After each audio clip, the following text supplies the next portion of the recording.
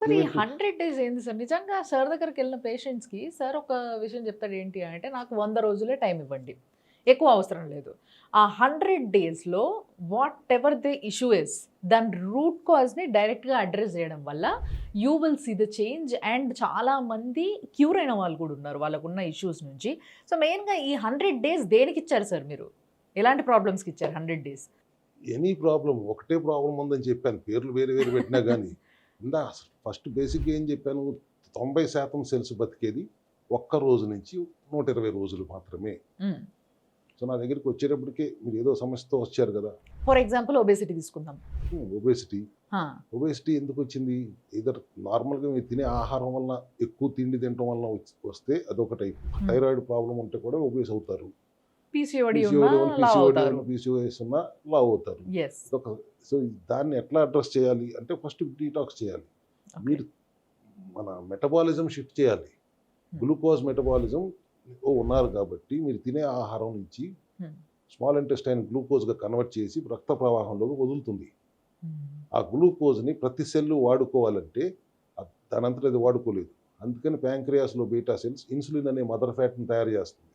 ఆ insulin cell తలుపులు తీసి గ్లూకోజ్ దాంట్లోకి అందిస్తుంది. ఆ సెల్లులో ఉన్న మైటోకాండ్రియా అనే పవర్ హౌస్ దాన్ని శక్తిగా మార్చుకుంటుంది, లేదంటే ఫ్యాట్‌గా స్టోర్ చేసుకుంటుంది. ఇప్పుడు హ్మ్. సెల్స్ అన్నీ నిండిపోయినాయి గ్లూకోజ్‌తో. ఇంకా రక్తంలో గ్లూకోజ్ ఉంది.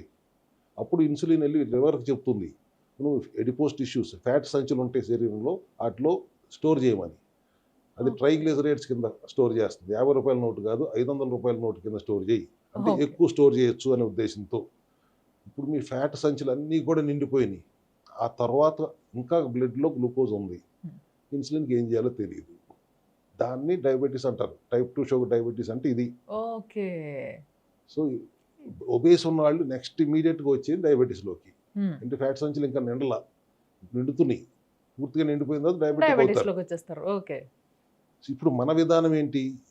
ఒక 100 రోజులు, 120 రోజులు సెల్స్ బతికే లైఫ్ స్పాన్ కాబట్టి గ్లూకోజ్ ఇవ్వద్దు లోపలికి. లోపల ఆల్రెడీ గ్లూకోజ్ ఉంది.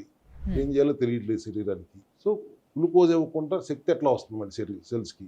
హ్మ్. సంచుల్లో ఉన్న ఫ్యాట్‌ని వాడుకుంటుంది. ఓకే. ఎడిపోస్ టిష్యూస్‌లో ఉన్న ఫ్యాట్‌ని, ట్రైగ్లిజరైడ్స్‌ని శక్తిగా మార్చుకుంటుంది. సో, ఎప్పుడైనా మనము తిననప్పుడు ఎనర్జీ కావాలనుకున్నప్పుడు వాడుకోవాల్సిన ఏవైతే ఆ ఫ్యాట్ సెల్స్ ఉన్నాయో, మన బాడీ ఎంత నిజంగానే మీరన్నట్టుగా బాడీ ఈజ్ డాక్టర్. ఆ! సో, అది ఆటోమేటిక్‌గా తీసుకెళ్ళి అక్కడ ఆ సంచుల్లో స్టోర్ చేసుకున్న ఫ్యాట్‌ని వాడనీయకుండా దాని మీద నుంచి జమ చేసి మన మీద సావగొడేస్తున్నాం బాడీని. అంతే.